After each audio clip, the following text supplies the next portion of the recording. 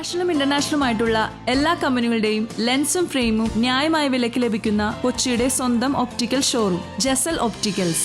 Jesal opticals, opposite TB hospital, Karivelippady, Kochi. Amaravathi 28ാം ഡിവിഷന്റെ നേതൃത്വത്തിൽ വിദ്യാഭ്യാസ കലാകായിക പ്രതിഭകളെയും സേവന പ്രവർത്തകരെയും ആദരിച്ചു. നഗരസഭ 28ാം division Amaravathi councillor advocate Priya പ്രശാന്തിന്റെ നേതൃത്വത്തിൽ 2024-25 വിദ്യാഭ്യാസ കലാകായിക പ്രതിഭകളെയും സേവന പ്രവർത്തകരെയും ആദരിക്കൽ ചടങ്ങും നടന്നു. ഫോർട്ട് കൊച്ചി വെളി പള്ളത്തിരാമൻ സാംസ്കാരിക കേന്ദ്രത്തിൽ നടന്ന പരിപാടിയിൽ ഈശ്വര പ്രാർത്ഥനയ്ക്ക് ശ്രീലക്ഷ്മി നേതൃത്വം നൽകി. BJP Amaravathi area general secretary SS Sumesh സ്വാഗതം പറഞ്ഞു. Division councillor advocate Priya Prashanth അധ്യക്ഷത വഹിച്ചു. മാത്രമേ പ്രത്യേകിച്ചും 28ാം ഡിവിഷന്റെ ഒരിക്കലുമില്ല.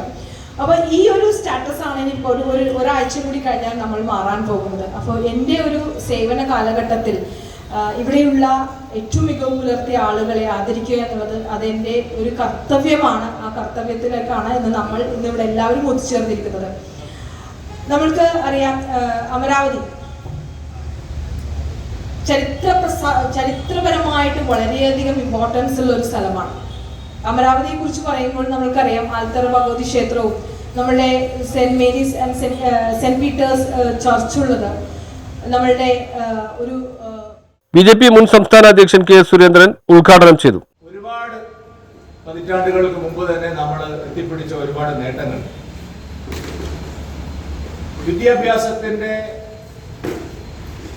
മേഖലയിൽ മറ്റെല്ലാ മേഖലയേക്കാൾ കൂടുതൽ പല പരിഷ്കൃത രാജ്യങ്ങളെയും താരതമ്യം ചെയ്യാവുന്ന രീതിയിൽ ഉയർന്നു നിന്നിരുന്ന ഒരു കാലം ഉണ്ടായിരുന്നു.